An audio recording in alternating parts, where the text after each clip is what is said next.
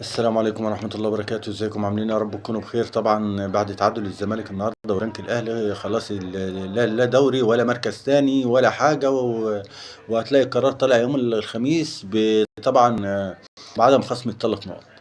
خلاص النهارده الزمالك بيقدم هدية للأهلي وبيراميدز واتحاد الكورة ورابطة الأندية ولجنة الاستئناف وكل حاجة بالتعادل ده من عك عم بسيريو ده.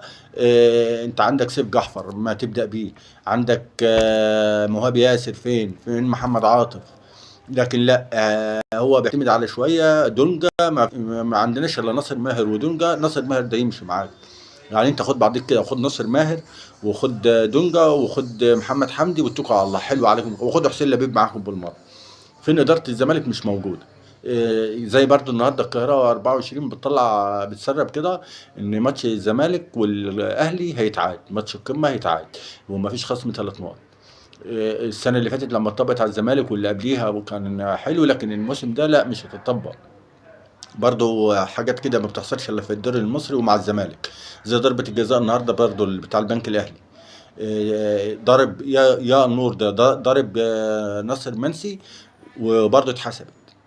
هو اللي ضارب واتحسبت. قبل كده برضه حسين الشحات داس في بطن لاعب البيراميدز محمد حمدي واتحسبت. ما تعرفش القوانين دي بيجيبوها منين. الاهداف بيعيدوا الهدف بتوع الزمالك 15 مره، بيعيدوه ليه؟ عايزين يطلعوا فيه اي حاجه، اي غلطه مش لاقيين، فلا هنحسب. والزمالك برضه يعني مش الغلط عند الحكام وعند لا، هويه الزمالك فين؟ ان انت جاي لحد الدقيقه، يعني انت في الدقيقه جايب الجون في اخر 5 دقائق.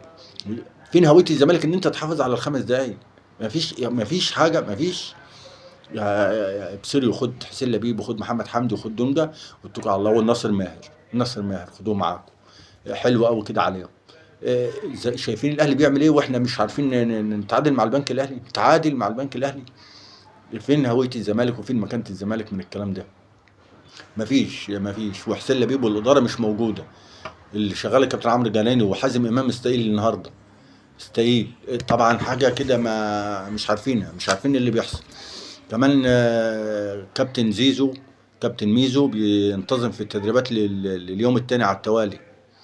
النهارده حضر التدريبات وكان في التدريبات اللعيبه المستبعده من ماتش البنك الاهلي. وحسين لبيب مش موجود.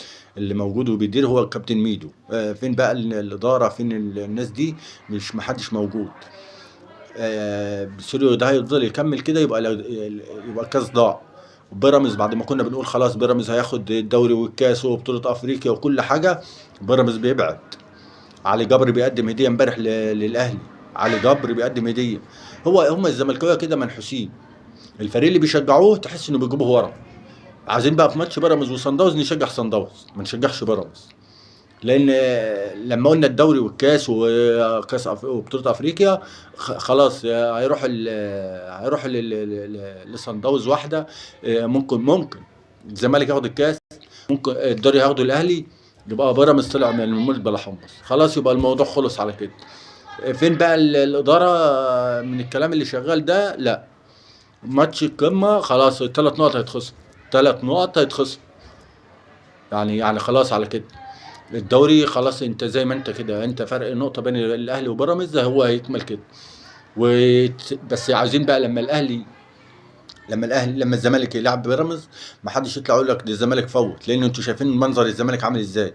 بالطريقه دي الزمالك منهار يشيل له 3 4 من بيراميدز. مش عاوزين حد يطلع يقول لا انتوا فوتوا الماتش. ماشي، شكرا والسلام عليكم.